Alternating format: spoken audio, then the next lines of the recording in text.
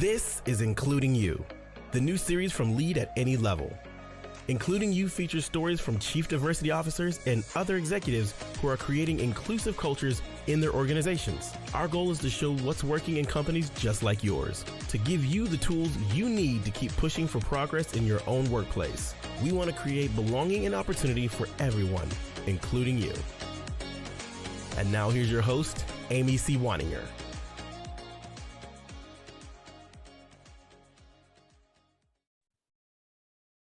Welcome back to Including You. I'm your host, Amy Waninger, the Inclusion Catalyst. My guest today is Marquis McCraw. He is the Vice President of Talent Acquisition at Easterseals of Southern California. Easterseals is leading the way to full equity, inclusion, and access through life-changing disability and community services. They work with partners to enhance quality of life and expand local access to healthcare, education, and employment opportunities. Easterseals of Southern California employs about 2,500 people in Southern California, and it is my honor to welcome Marquis to the show. Hello, Marquis. Hi, Amy. Excited to be with you today. Thank you for being here. I am excited to talk to you because Easterseals is a not-for-profit, not just doing diversity, equity, and inclusion work internally, but really with a diversity, equity, inclusion, and accessibility focus for the community outside of the company. And so I'm wondering, can you tell us a little bit about why this mission for Easterseals and why is internal inclusion so important to that mission? Absolutely. When we were founded, we were really focused on how can we help individuals with disability be able to become functional members of society. So in doing so, we've done so much work over the 100 years that we've been in business, and we currently have 5 different service lines that focus on it. So we have employment services, we have our autism services as well, we have our child development services, we have adult day services, and we also have our living options. So each of these service lines focuses on it. But one of the things that we recognized as we were going in is that great, we offer this to other organizations, we offer this to individuals with disability, but how internally are we being a role model of that behavior? So as organizations are like, okay, great, your employment services is telling us we need to employ people with individuals with disabilities. We're like, yes, we do it, but are we doing it at the highest level that we can? How are we modeling the behavior we're asking others to take on and do? So really for Easterseals, this is number one, a matter of integrity, but number two, I'm guessing you're doing a lot of testing and learning internally so that you can share those best practices out. Is that true? Absolutely, absolutely. Our goal is to be the best. We want to be the people that others come to and say, how did you actually implement this? How did you put this into practice? From the way we hire individuals, our application process, the employee experience, everything. So let me ask you, what are some of the things that you've done, that you've changed with this focus, that you feel really made a difference? Because this is a chance for others to learn from one of the best in the industry. Absolutely. So the first thing we've done is really start to look at our overall process, created workflows of how do we create an accessible workplace? How do we become an accessible employer? And we also we're moving towards stopping to use the term accommodation. So it's a big word that's being used by everyone, but accommodation really, we're going to zero in on you and make you special, but not necessarily as part of our process. So it really creates less of an opportunity for individuals with disability to feel like they belong. So moving to the language of being an accessible employer and how do we create accessibility and not say, okay, how do we create reasonable accommodations for individuals with disability? One of the things that we recognize is that the word accessibility really creates more inclusion. It makes you feel like you belong because you're not saying, I'm going to separate this process just for you and great, and we're going to make you feel special. But we want to make you feel as part of the whole overall organization by making it accessible, not just to you, but to all. So I think the vocabulary is one piece that is one of the more vital pieces in helping change mindsets. This is an interesting point. I don't know that I've ever had anybody explain it to me that way, because we do talk about accommodations a lot in the human resources space broadly, in the accessibility space, because it's law. We have to make things, we have to make accommodations for people. But you're right, as you're saying that, here's our process, our perfect process as it exists, but not for Joe. We got to make accommodations for Joe. You're singling Joe out as opposed to saying, let's improve the whole thing, not just for Joe, but for everybody. Absolutely. And then we don't have to make the accommodations because the accommodations are built in. The access is built in. So I think that's brilliant. That was worth the price of admission alone for this podcast. So you had another point you were wanting to make, but that's brilliant. Thank you for sharing that. Yeah, absolutely. It really goes back to that accessibility language. I think we get stuck in, hey, it's law, so we have to do it. Not in, hey, we want to do it because, hey, this is going to help us be better as an organization, as a business as a whole. And I think in having our own internal vocabulary shift, we can also help other organizations have that shift from, hey, this is the right legal thing to do, into, hey, we need to. As a matter of fact, if we don't, we're missing 1 in 4 of the US population because we're not an accessible employer, but we're just going to accommodate this person. And then if you're accommodating, they don't feel like they're part of the overall organization because they're, like you said, they're singled out.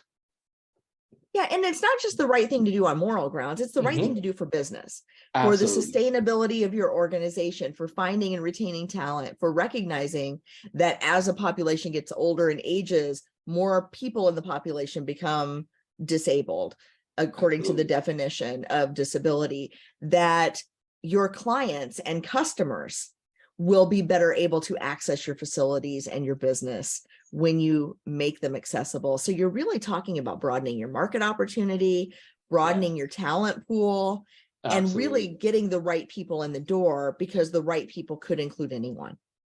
Definitely. One of the other things that we've done, and I consider this very valuable, there is a course that SHRM puts out, Society of Human Resource Management, puts out called Employing Abilities.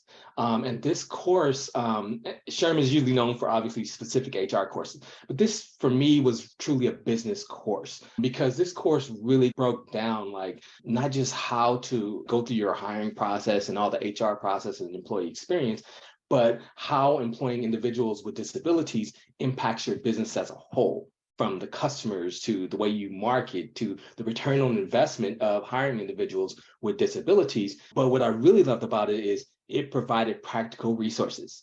So it's great. I'm educated. I know the words, I know the lingo, but now what? It really provided like those practical resources and tools that you can use. And actually, we're leveraging that as we're building out our workflows and starting to ensure that our processes and auditing them to create that level of accessibility.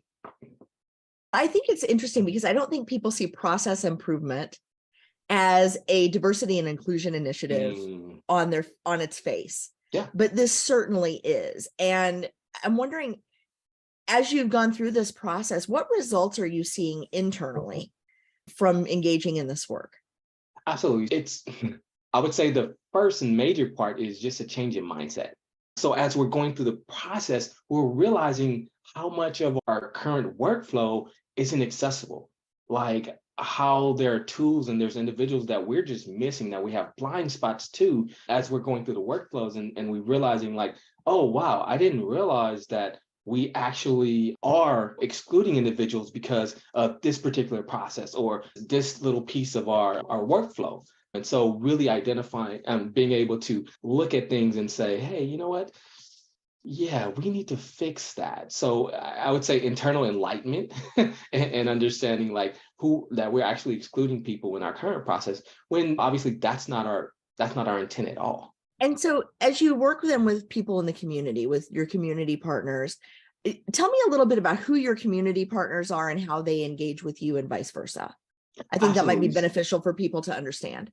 Absolutely. Many of our community partners are, so for instance, in our adult day services, they're individuals that are adults and they actually work with not a coach, but an individual that walks with them throughout the day to help them be familiar with like how to grocery shop, how to cook, how to do things like that.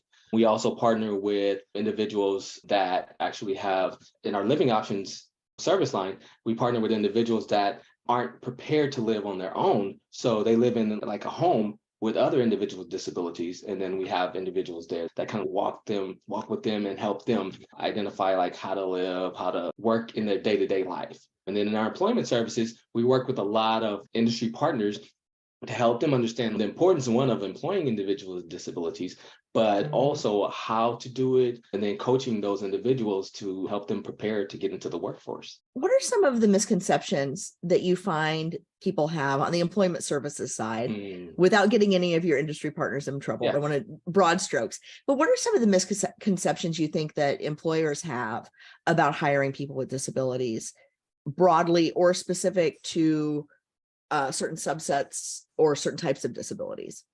So I will speak more from experience myself. So coming from and previous employers that actually worked with employment services like the one that we have here, many of the misconceptions are loyalty.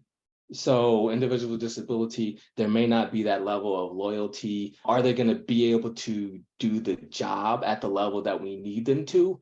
And the other misconception is, okay, I need to make this role less complicated to, once again, accommodate this individual, so I'm losing something from a productivity end.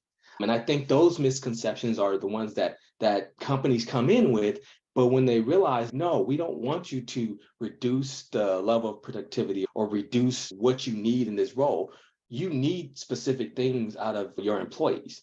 So how do you make sure that when you bring in people, individuals with disabilities, that you bring them in, you like recruit, you screen for the things that you need? If they don't have those certain requirements, then no, we're not asking you to hire them. But what we're saying is, if they meet those requirements, what can you do to make your workplace more accessible for them? So whether that's having a sign language individual to do for company meetings, whether that's ensuring that you're using the Microsoft tools that allow for accessibility, having individuals there that are describing what they look like to those that have vision issues. So really not reducing what you need as an organization, because you need certain things to be productive, to make money. We don't want you to reduce that. We want you to actually stay at that requirement. But if they meet those requirements, how can you ensure that you're creating a workplace that's accessible and actually makes them belong? I think that's important. I think it's important too to think about jobs differently in terms of how might a job match to someone with a particular focus or a particular set of skills or set of abilities or set of constraints. Sometimes it's just thinking a little bit differently, or really understanding kind of what makes people tick or what gets people excited, depending on their perspective and their unique skills and sets of needs.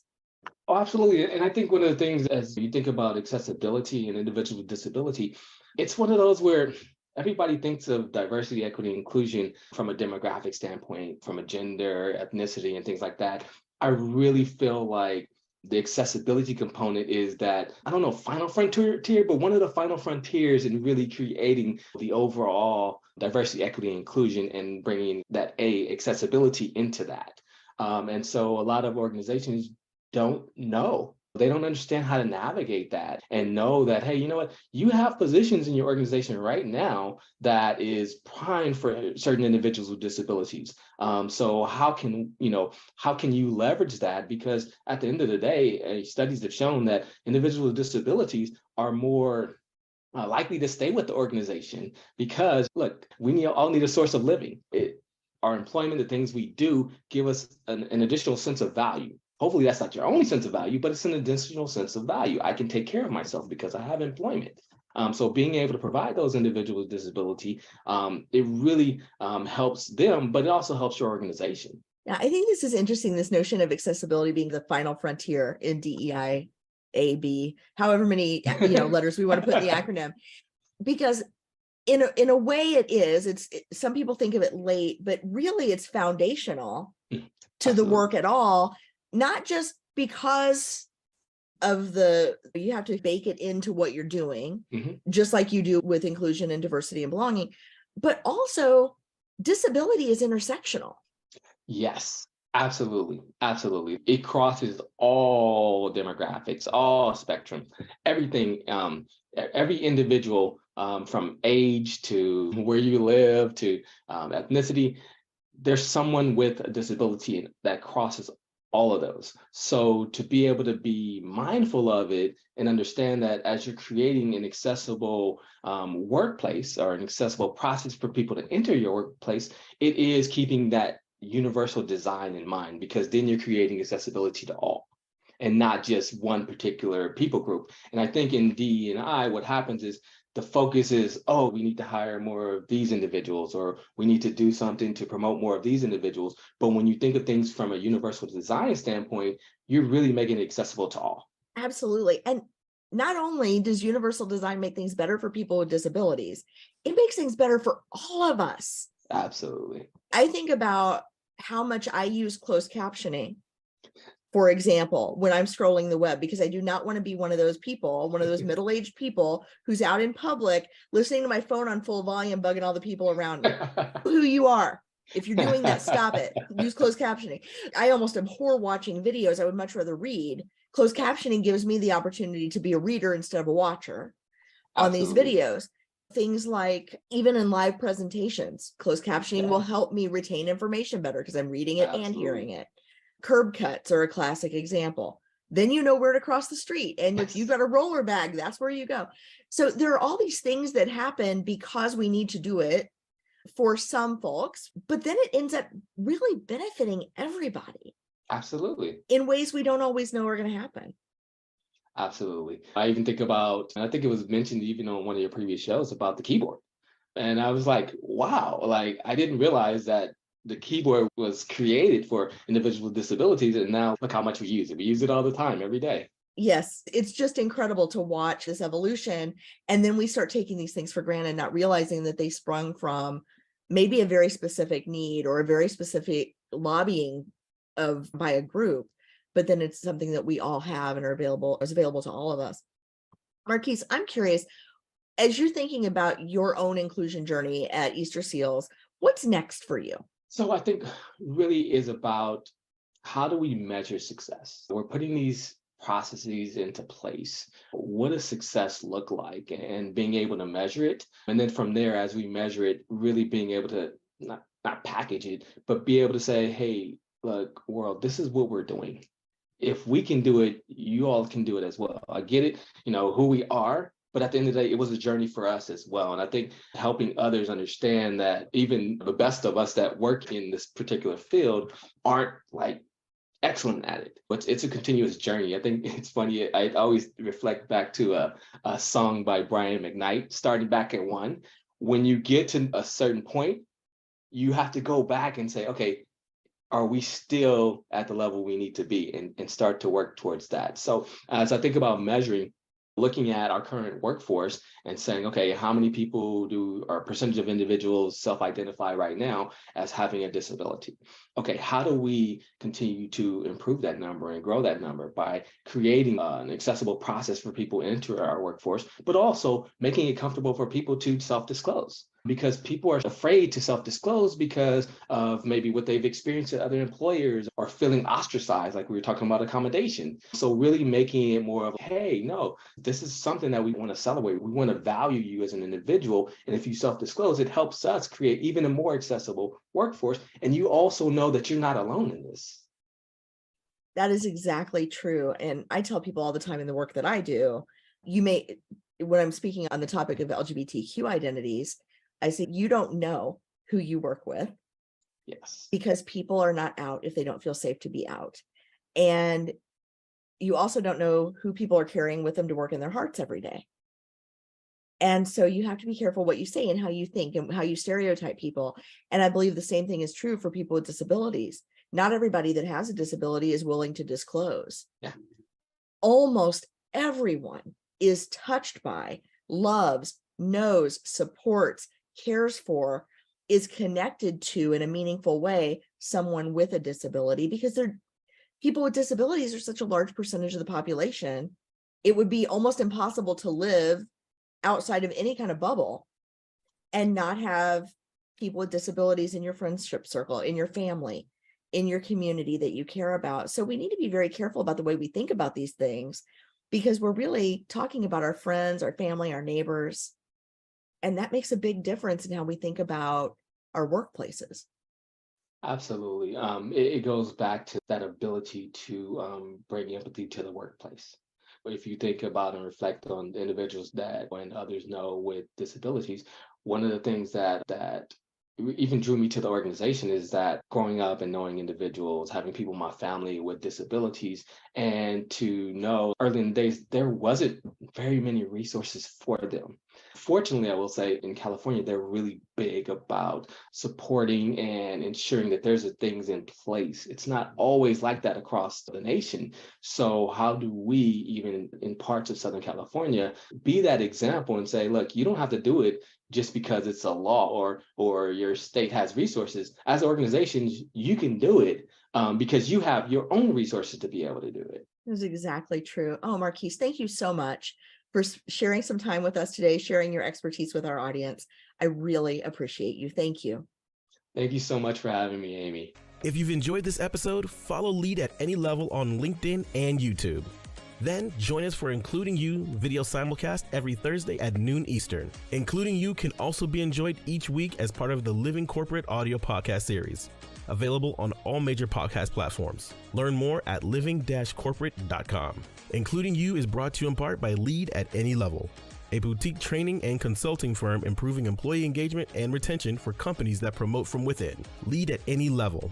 Leaders can be anywhere and should be everywhere. Learn more at leadatanylevel.com. Lead at Any Level and its logo are registered trademarks of Lead at Any Level LLC. The views and opinions of guests on our show do not necessarily reflect the positions of Lead at Any Level, Living Corporate, or the sponsors of Including You.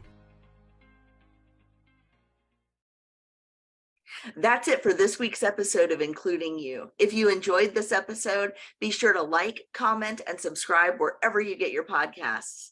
Be sure to join me next week when my guest will be Alyssa DeVere from ERG Leadership.